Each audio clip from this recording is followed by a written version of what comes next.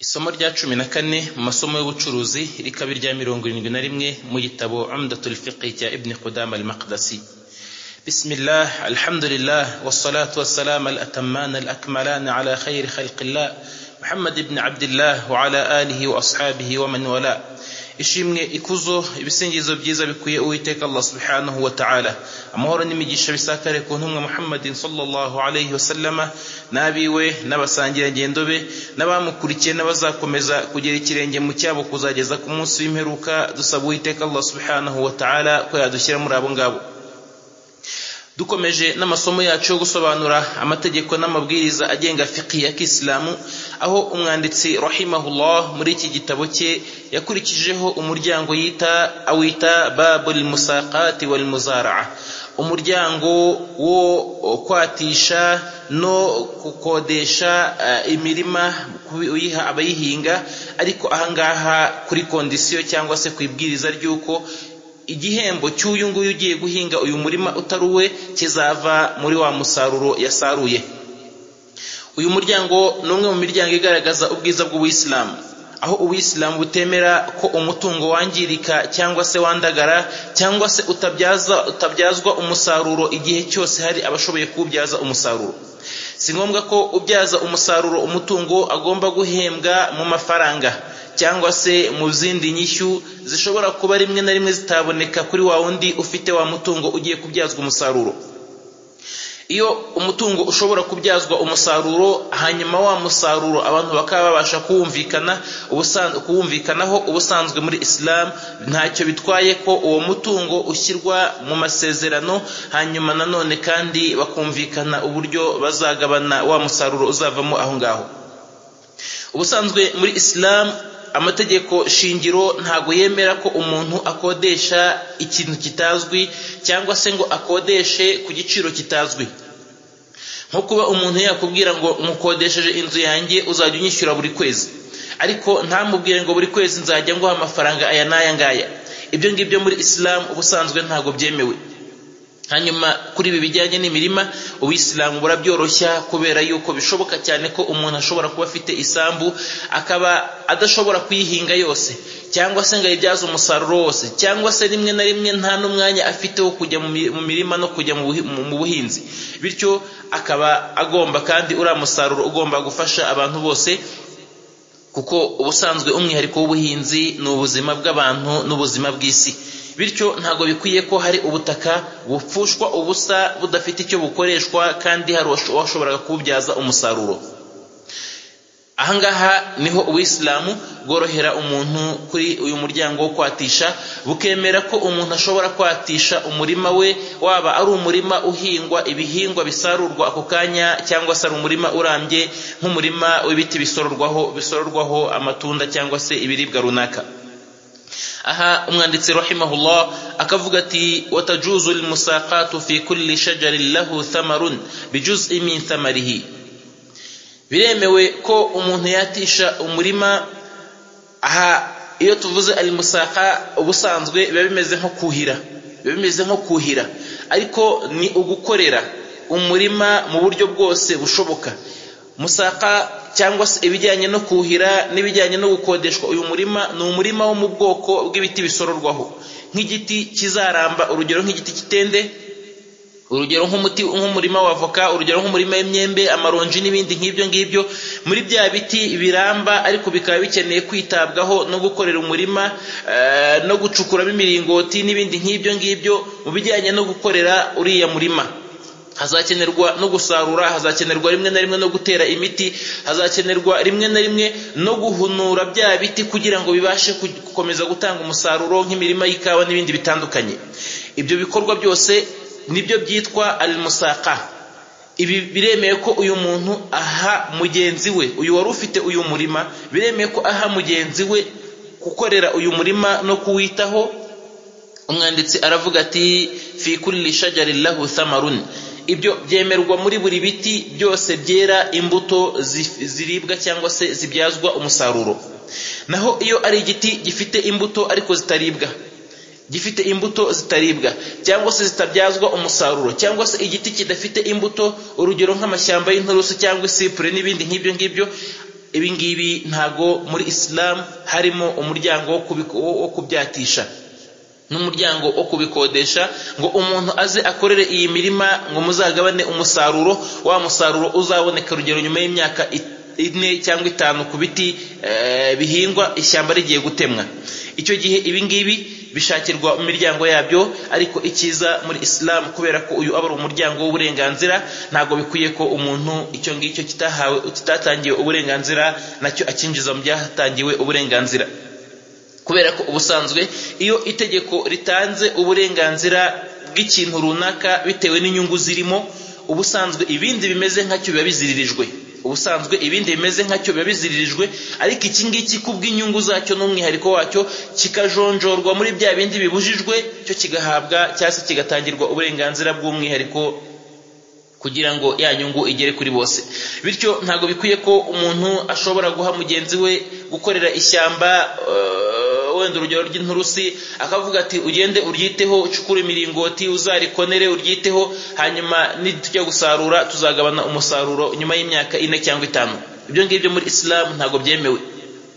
Ni nkuko nguko ari nk'umurima w'isipure cyangwa indakatsi n'ibindi nk'ibyo ngibyo mu biti bidafite umusaruro cyangwa se bidafite amatunda. Aya matunda si ngombwa kagomba kuribwa gusa, ahubwo ashobora no kuba avamo ibindi bintu nk'imiti, cyangwa se akaba yaba avamo ibindi bintu ariko bifite agaciro, kandi nanone bikaba ari ibintu bivanwa ku giti hanyuma igiti kigasigara. Bitandukanye urugero n'umurima wa gereveriya, iyo ugiye kusarura no kuzitema ukajya kuzibazamo imbaho cyangwa se ukajya kuzicana cyangwa n'ibindi byose waba ukeneye. Icyo gihe uburimbuye igiti cyangwa se ubugitsinsuye nubwo hazamera ikindi. Ibi ngibi ntago byemewe ntago bishyirwa mu muryango wo kwatisha, kubera yuko ibi ngibi ntago bivaho imbuto zikenewe cyangwa se umusaruro ugurishwa.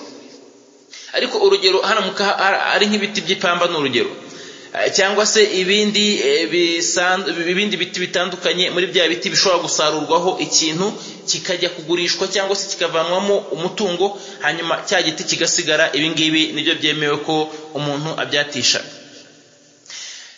Aravuga ati bijuz min thamarihi, igihembo kigomba kuba ari igice mu bice bigize wa musaruro.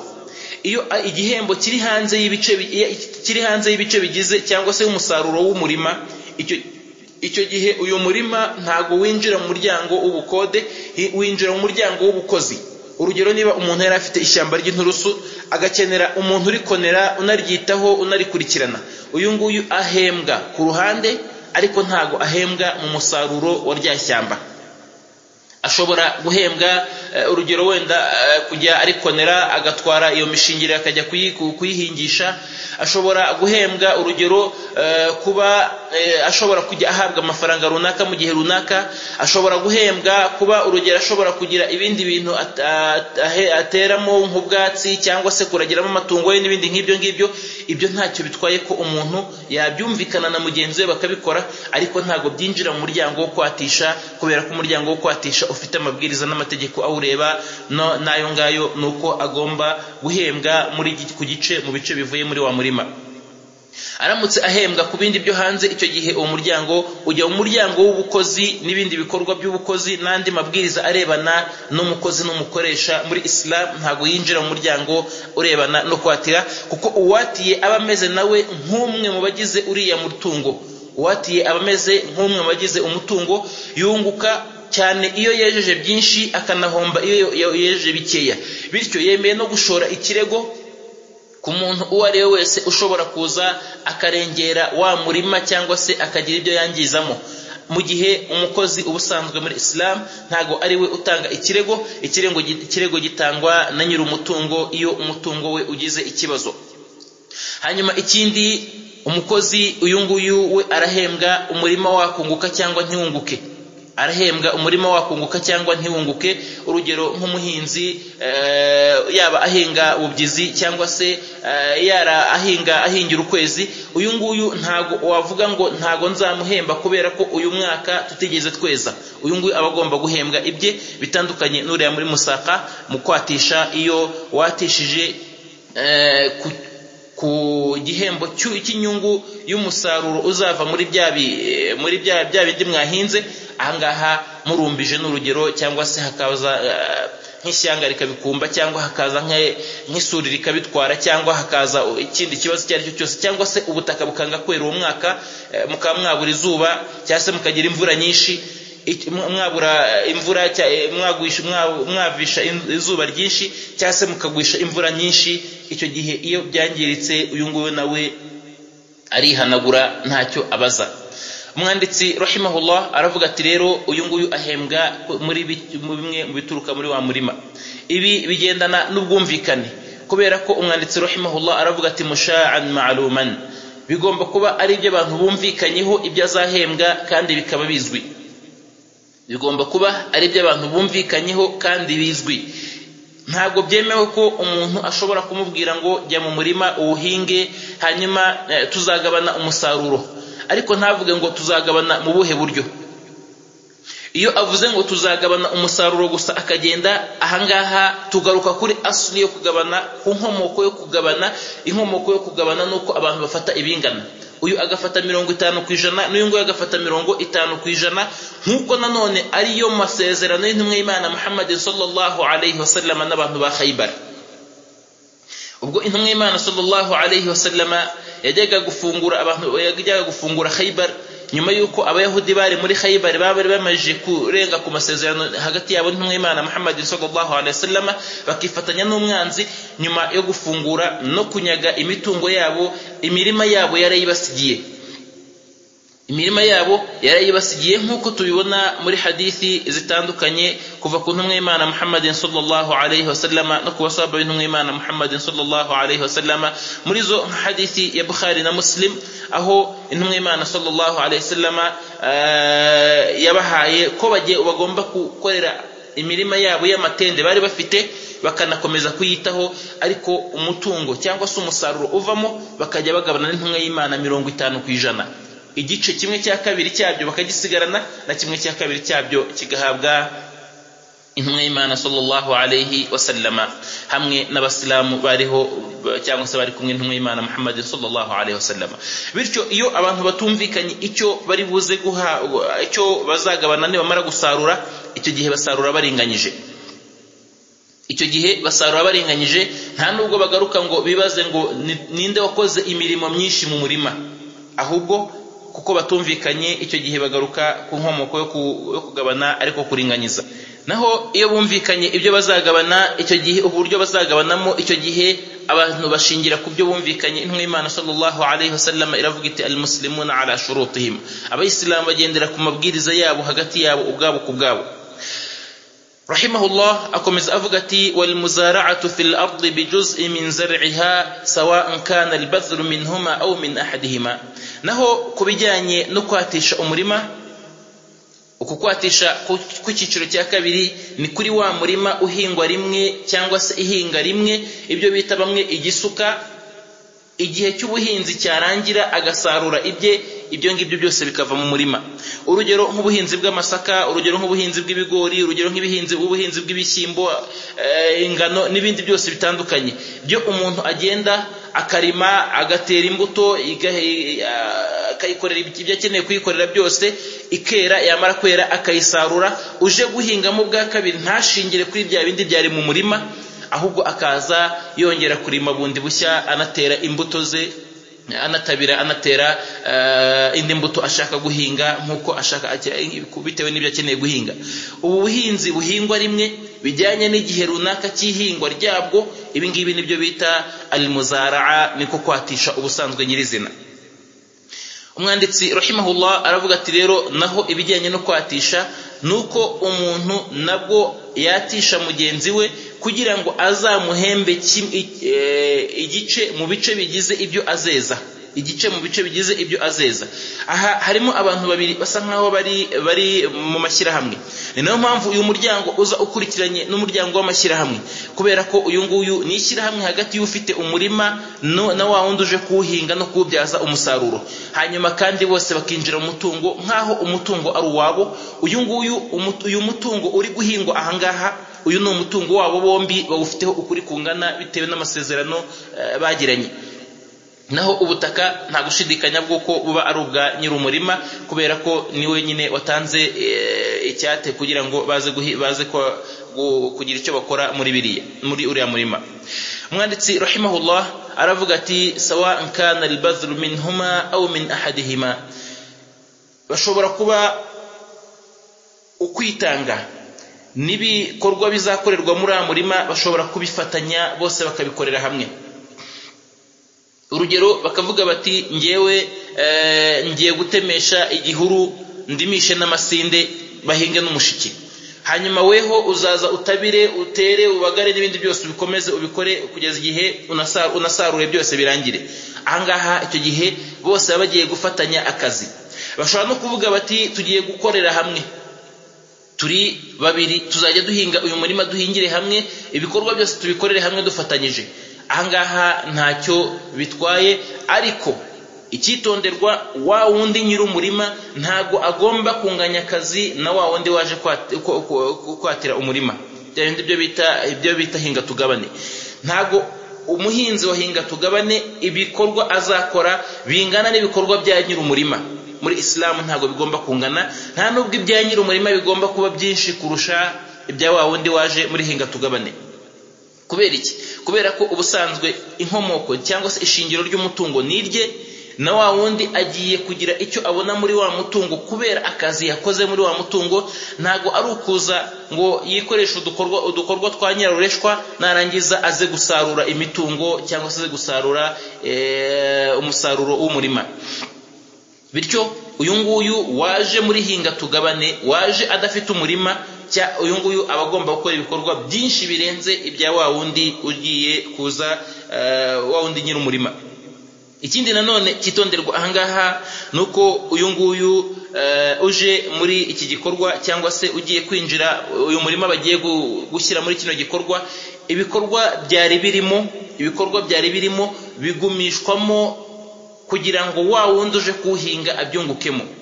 Urugero, hashobora kuba hari hateyemo insina, ari umurima ari urutoki, hari hateyemo insina. Izo nsina ni urutoki rugiye kwagurwa, akaza agiye gukorera za zindi ziriho kugira ngo izakuyeho azitere ahandi. Ahangaha muri Islam biremewe. Ni ukuvuga ngo iyo ari imibyare yari ifite abana bakeneye guterwa mu rundi rutoki, ntabwo avuga ngo uyu murima ngiye kuwukwatisha ariko uru rutoki rwari rurimo n'urwanjye n'imibyare yabyawe n'intuza n'insina zirimo zagombaga guterwa ahandi, izi ngizi ndazitwara mu rugo, weho uzashaka izawe cyangwa se uzajye kugura izawe. Ubusanzwe ibi ngibi ntago ari byo, ariko baramutse babyemeranyije bakabyemeranya ntacyo byaba bitwaye. Ariko aramutse bavuze bati ufate ubuhinge wagure runo rutoki, hanyuma ejo mu gitondo akamusanga yaje gucamo ya mibyare yagombaga kwifashisha mu kutangiza cyangwa se mu kwagura urutoki, ahangaha uyu nguyu waje kuwucamo aba yakoze amakosa, kubera ko iyo umeje kwatisha muri buno buryo, icyo gihe ibirimo biba bigomba guharirwa wa wundi. Ni nk'uko haba harimo iriba akavuga ati iri riba ryo ntuzakoreho. Iyo babyumvikanye mu ntangiriro nta kibazo.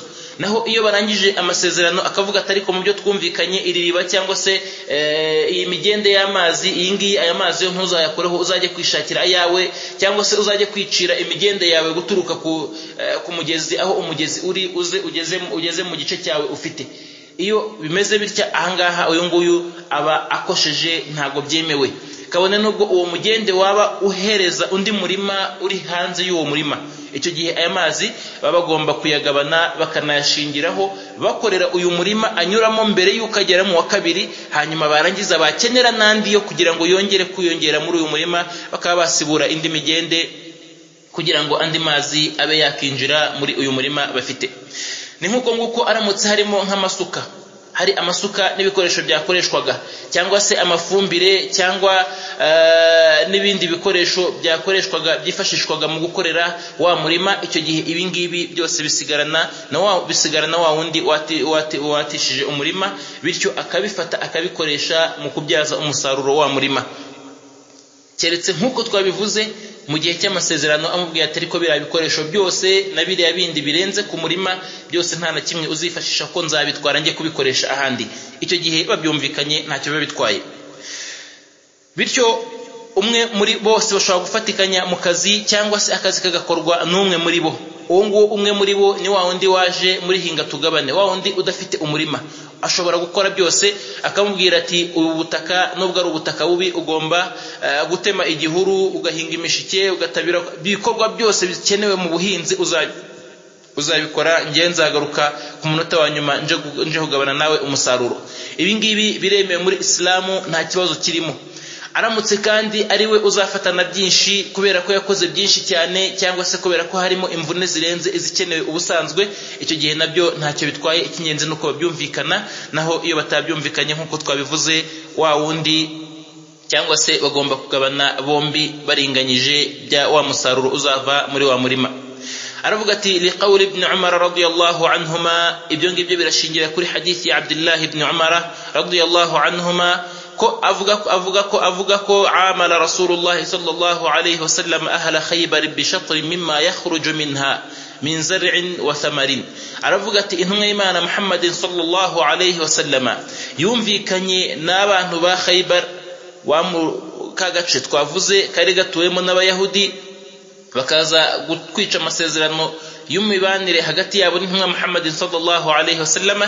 Intumwa y'Imana irabamenesha, hanyuma imajije kubanyaga imitungo yabo, barayibwira bati ya Rasulullah, yewe intumwa y'Imana, urabona ute udusigiye iyi mirima ya Khaybari, kuko hari mu gace keraga itende cyane, udusigiye iyi mirima, hanyuma tukajya tuyihinga, tukanayikorera, tukanayitaho, hanyuma umusaruro wayo ukaba uri hagati yacu nawe. Ni ukuvuga ngo buri wese agafata 1/2 cy'umusaruro.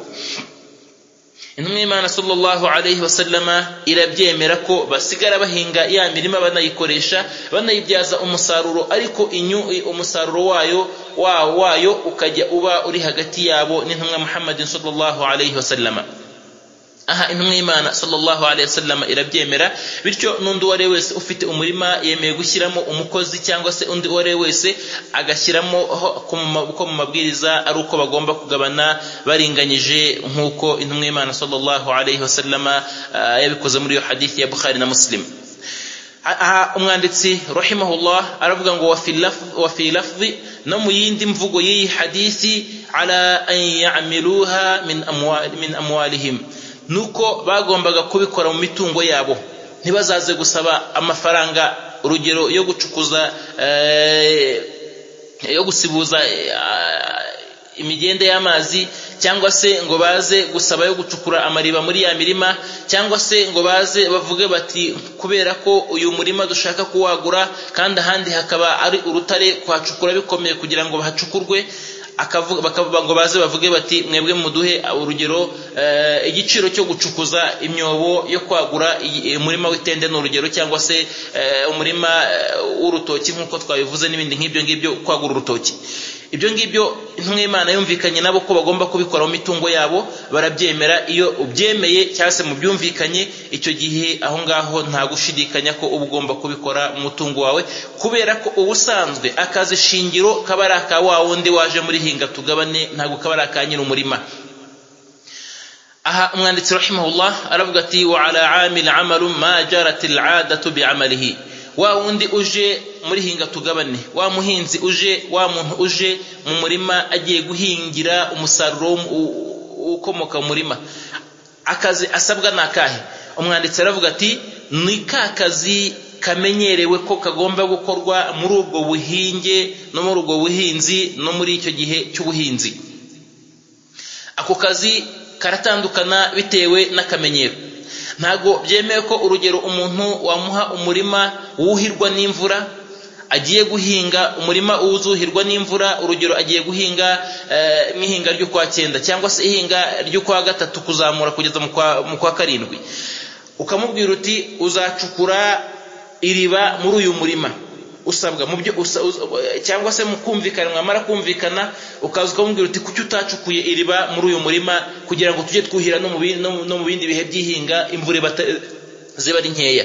Ahangaha uyu nguyu abarengereye, kubera ko iri hingwa niba aha hantu bari ari ihingwa ryuhirwa n'imvura, icyo gihe aba ntago abasabwa gucukura iriba cyangwa se gusibura imigende izazana amazi ahangaha, kubera ko iyo ari igihe cy'imvura imigende iyo ije ubusanzwe amazi abaye na menshi n'ibihingwa birangirika.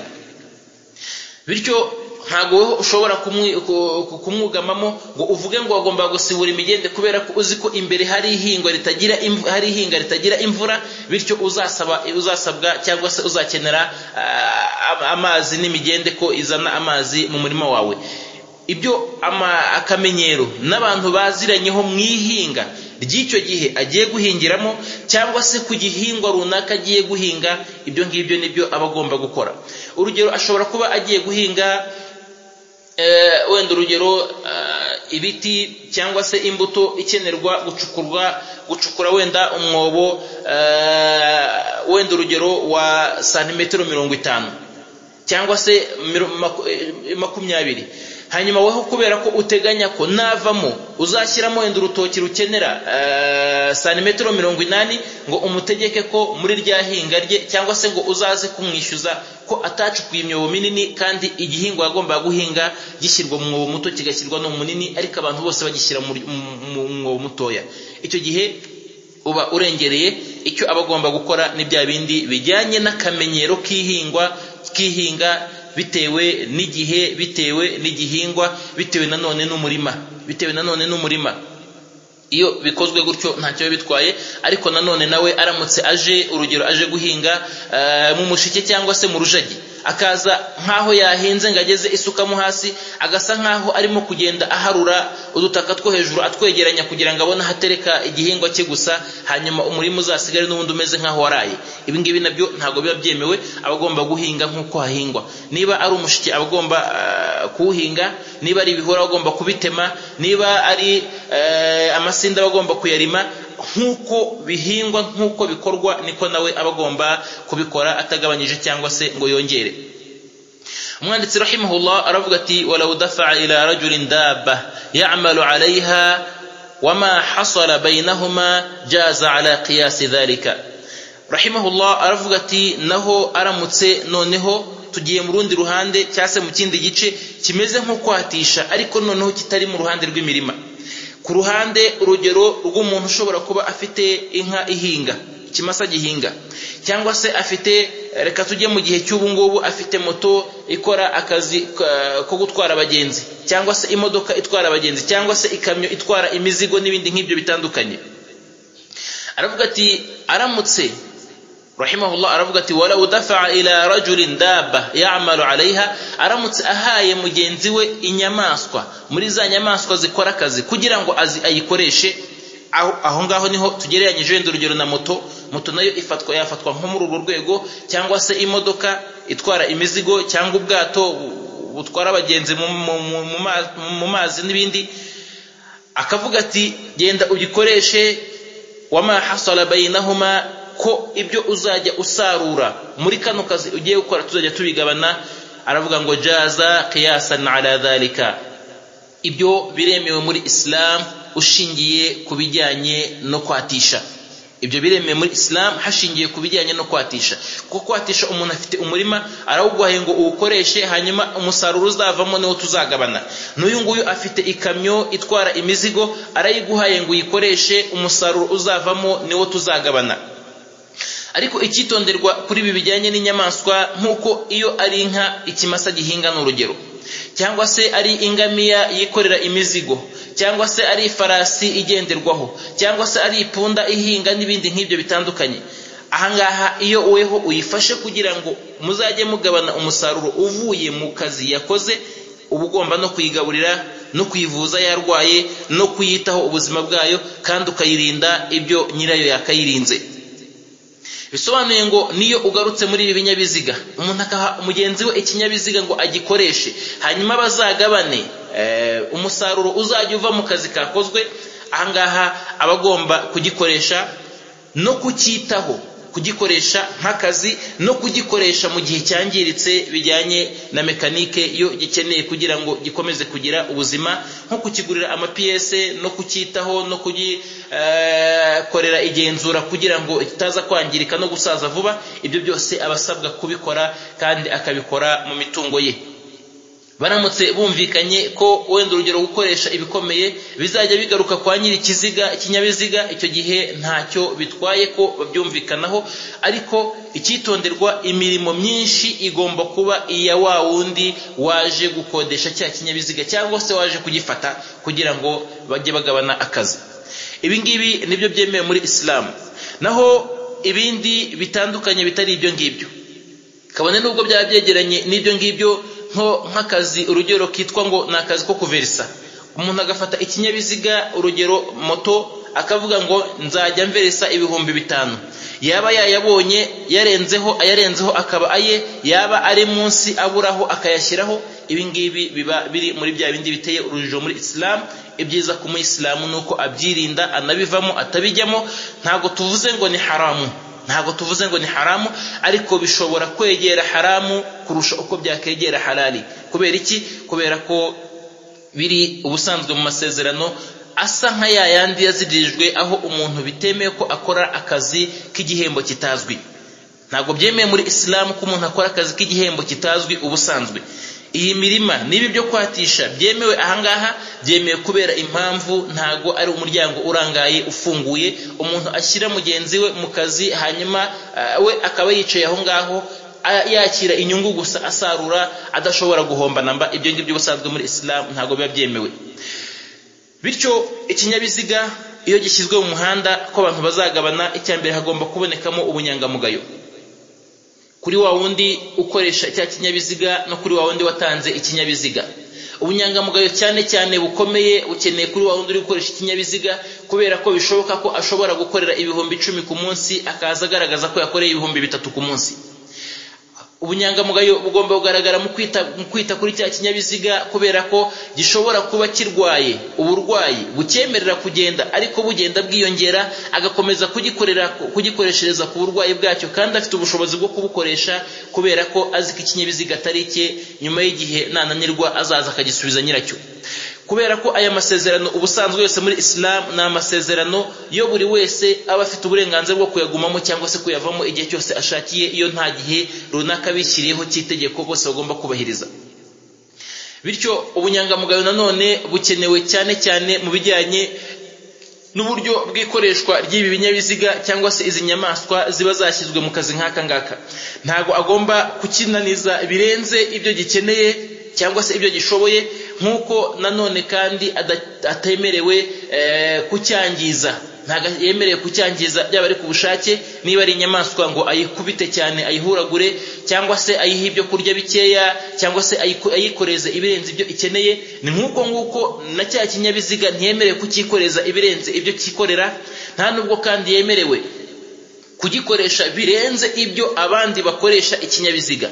Urugero ngo niba ahawe imodoka yo gutwara urugero wenda abantu, ajye ayitwarisha abantu ku manywa, nijoro ajye kwikorera ibicuruzwa bijyanwa ahantu runaka, bityo abe ayikoresheje akazi inshuro 2. Kandi ubusanzwe iyo itwara abantu ntitwara imizigo, iyo itwara imizigo ntitwara abantu. N'urugero iyo bimeze bityo, abagomba gutinya Imana muri karakazi no muri biriya binyabiziga, hanyuma none agatinya Imana kuri wa musaruro yakuyemo. Kubera ko Ubuyisilamu gufungura iyi miryango ntago ari ukuregeza umugozi kugira ngo abantu barye haramu, ahubwo no korohereza abantu kugira ngo babashe gusangira halali.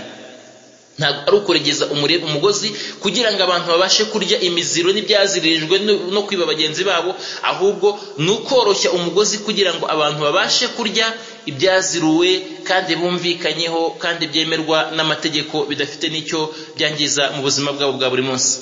Bityo Umuyisilamu wari wese ni ngombwa ko iyo yinjiye mu miryango nk'ingiyi aba agomba gusobanukirwa amategeko n'amabwiriza ayigenga, kugira ngo amafunguro ye abe amafunguro aziruye. Dusaba Uwiteka Allah subhanahu wa ta'ala ko yashyira umugisha mu masomo yacu, kandi akaduha gusobanukirwa no gusobanura neza, kandi akaduha kuyakurikira no kuyakora nta wundi tugamijeho inyungu cyangwa se igihembo usibye Uwiteka Allah subhanahu wa ta'ala.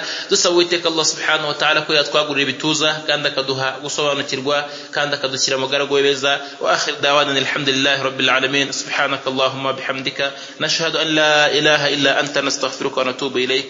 Wassalamu alaykum wa rahmatullahi wa barakatuh.